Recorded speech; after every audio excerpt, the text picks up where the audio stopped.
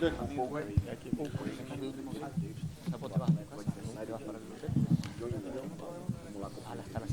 Paul. How you doing, man? I'm good, mate. How are you? Yeah, How are you finding Brazil so far? much better than the UK, innit? As I flew here and I started my travel on Monday and had to scrape the car, had to scrape the snow off the car.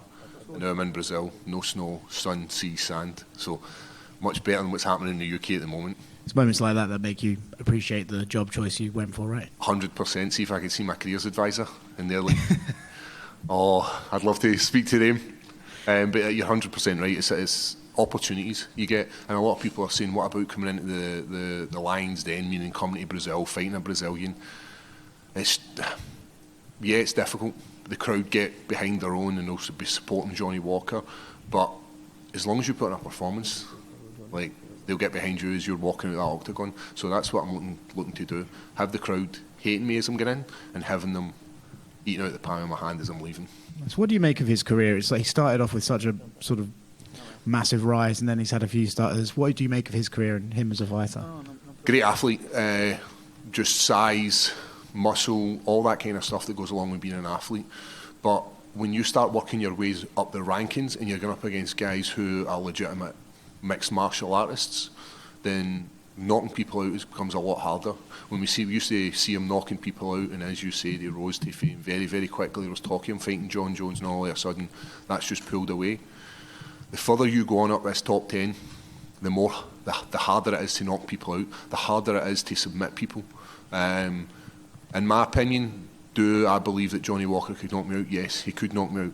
Like, it's the same as MD in this division, can knock MD out when the second's right. Do I believe right now that my skill set is much higher than his? I do, and I believe that as long as I stay technically good, don't make me, any slip-ups, then I'll be able to drag him to the mat and take him into deep water, and then from that, get that submission. He did say that he was more than willing to test his jiu-jitsu against yours, and said that maybe he would even go for a takedown and get you down and grapple. Would you enjoy that? You know, it would make my job a hell of a lot easier than having to drag him to the mat. As I said, big unit, takes a lot of energy to get him there. But if he wants to shoot in, take me down, I'd welcome that, because it doesn't work out very well for MD that's done that before.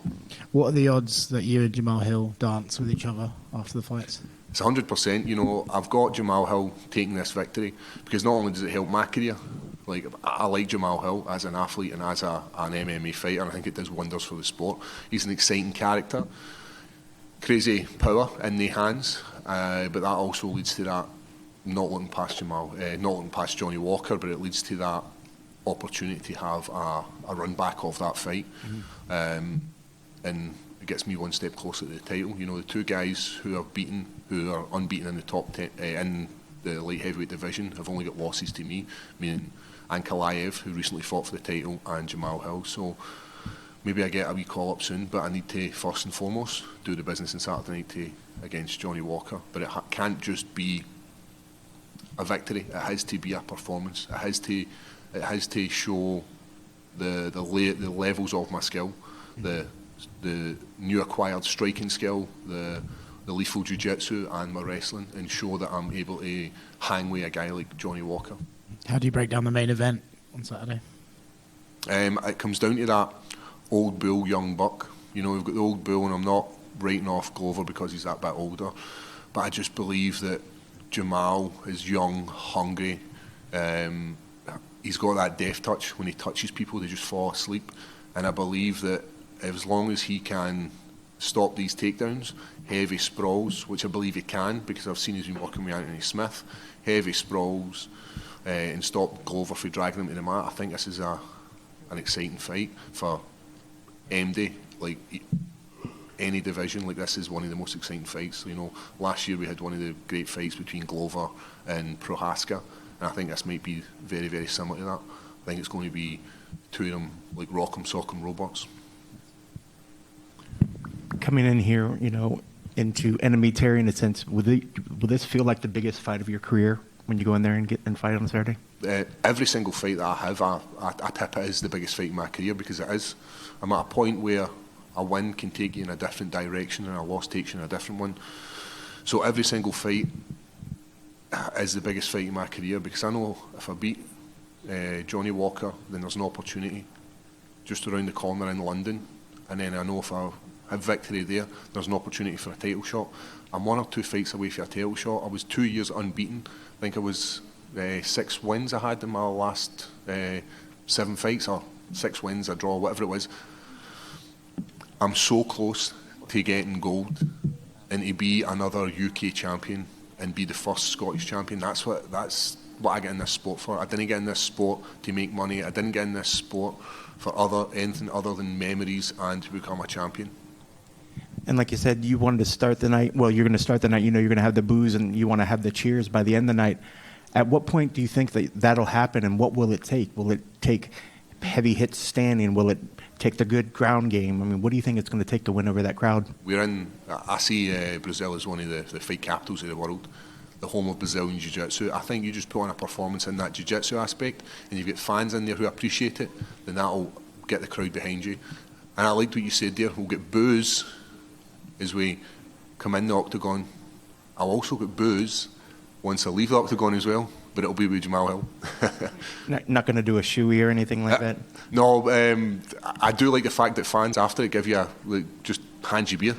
And coming from Scotland, free beer's a good thing. So I'm looking forward to a few beers and then getting home to Scotland and getting some of that snow. And like you said, I think most people, when they think of you, they think that at some point the fight's going to work its way to the ground. Is there any pressure, or is there ever any point in a fight where you almost just want to stand up just so you can test your skills against somebody that's, well known as a striker? Yep, so I started working with a new striking coach, James Doolan, in a new gym.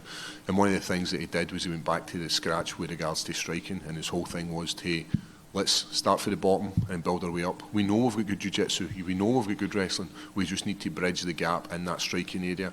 And I believe the striking is the last piece of the cog that will make the whole thing turn, and then it will get me closer to that title. So I do want to showcase my stand-up, but I need to remember it got me to the dance, and what got me to the dance was Brazilian Jiu-Jitsu. So a victory, Saturday night, Jiu-Jitsu, have the crowd behind Paul Craig, and then let's look forward to what happens next in 2023. I imagine that Johnny Walker is a weird guy to prepare for, especially in the striking area. Was it harder to find someone to mimic his style in the striking area?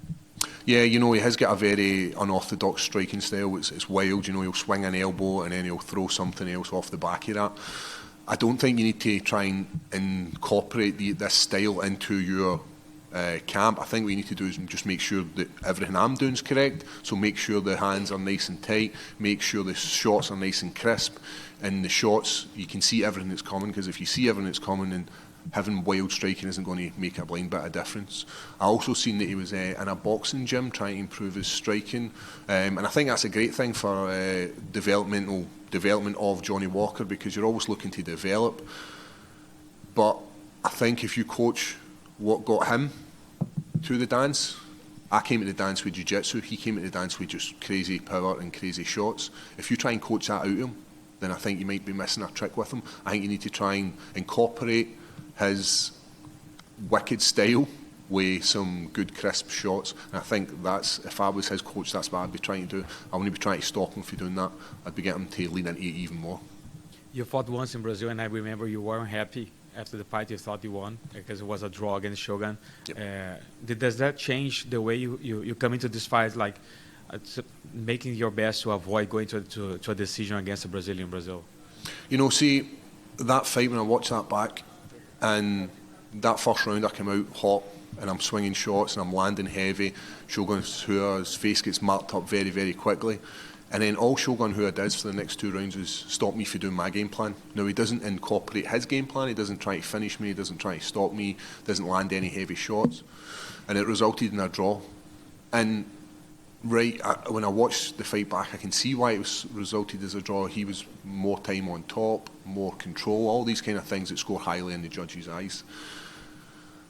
But that was an experience for me, to know that you can't let it go to the judges, because even in your heart, if you know, because at that time I believed that I had won that very, very comfortably. So I think what you need to do as a fighter is don't let the judges make that decision for you. You make a decision. If you think you can win this, then win it. One of the best examples of that was, if you watch Leon Edwards, that head kick knockout, his corner come in and tell him, listen, you're down, you're out, let's go for it, let's go out in our shield. I think that's what a good corner team does, and I think that's what you need to do. You need to throw caution to the wind to get the victory. That's what I'm going to be doing on Saturday night. Is it weird for you? A final one for me. Is it weird for you to see Jamal Hill fighting for the title, considering that you just beat him like 18 months ago? It wasn't up until you said that. No, you know, I'm happy for Jamal. He's on a much better tear than I was, and he's much more. If you watch him as a fighter, he's a wee bit more exciting than the Paul Craig Jiu-Jitsu practitioner. As an MMA fan, the everyday lame fan wants to see knockouts, wants to see blood, sweat and tears through strikes. The more competent fan of MMA, UFC, likes to see the whole aspect, you know, the grappling, these exchanges. But I do understand why Jamal's got that title shot, because he's a much more exciting fighter than me. And I wish he gets the title on Saturday. And I know his skill set that he's got the opportunity to do this. Paul, you and Shogun have some history inside the octagon. Yep. Any words about the farewell of such a legend? I know it's. I wanted to be his last fight. You know, we had that draw. There was some unfinished business. We both went on to Fight Island and both got victories there. And then we sorted out the Las Vegas card where it was myself and him, and I beat him in under 2 rounds. And I was like, I'll be the last fight in his contract. If MD searches up Shogun Hua, I'll say his last fight was Paul Craig, victory over Shogun. And then he's went on and he's had a few ups and downs. And it's one of these things, as a farewell fight, it's easy to say it, it's harder to do. When you look at people like Anderson Silva, walks away for the UFC, starts doing a bit of boxing and getting a bit of success, and then has we could say a boxing match. He has a bout and loses. And does it tarnish his record? Does it tarnish him as an MMA athlete? Probably not, but what it does is it's always that next win. You're always looking to get back out there and get a victory. So it's hard as fighters because we don't know when to stop, and you need to have a good team round about you to tell you, right, enough's enough. It's time to retire. You've done enough. So I hope that he stays retired, but it's hard for fighters to stay retired. Also, you've talked about the admiration you have for Damian Maia, even with your daughter's name. Yep. So I heard that Damian Maia is commentating for the Brazilian comms, which is kind of cool. I never had the confidence to tell him any time I've met him. I've met him like 3 or 4 times, and we've shared food together. We've had great conversations. Just never had the confidence to tell a guy that you respect so much that you've named your daughter after him. So it's kind of cool to have him commentating one of my fights and hear what he's going to say about my style of jiu-jitsu. Paul, I want to know if you have any preference about the winner of the main event on this Saturday. Because earlier today, Jamal said that you two bump each other outside and said that you should run it back again. And maybe if Jamal wins his fight and you win yours, there could be a rematch and with the title on the line. Yep. I've never had much interaction with Glover, but he's a stable part of the UFC and he has been for many years. Get nothing but massive amounts of respect for him. Whereas Jamal Hill, I've had loads of contact with him, spoke to him loads of time, we've partied, we've had dance-offs in the octagon, we've had dance-offs in the nightclub, we've drank whiskey together. So I've got nothing but respect for Jamal and the way he fights and the exciting fights that he puts on. So as a fan, and I want to see Jamal win, because if Jamal wins, then I can cash in that queue jump slip. You know, when you see the guys and you're queuing at Disneyland and people are just walking past you and you're like, how's he getting in front of me? Because he's got a queue jump and you don't. So I'm definitely going to be cashing in that if Jamal Hill gets that victory. And I can't see it going any other way than Jamal Hill landing some shots. Because Jamal Hill's one of these guys where he doesn't have to load up. He doesn't have to put everything into these shots to make them count. He just has to touch you. And if he touches you, you're taking a nap. He gets the victory, I get the victory, and then we both look at sorting out a rematch. That would be the ideal situation. In my world, the UFC has different plans, and the UFC have a different path and they already have matches made in their head what they would like to happen. So that's what I would love to happen, but we just need to wait and see what happens. But first and foremost, it's all about victory on Saturday night and a performance. Awesome. And I asked the same question to Johnny Walker. If you get a win, which would be the perfect celebration here in Rio on Saturday night?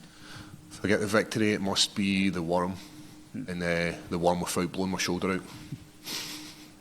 Okay. Thank you. We good? All good?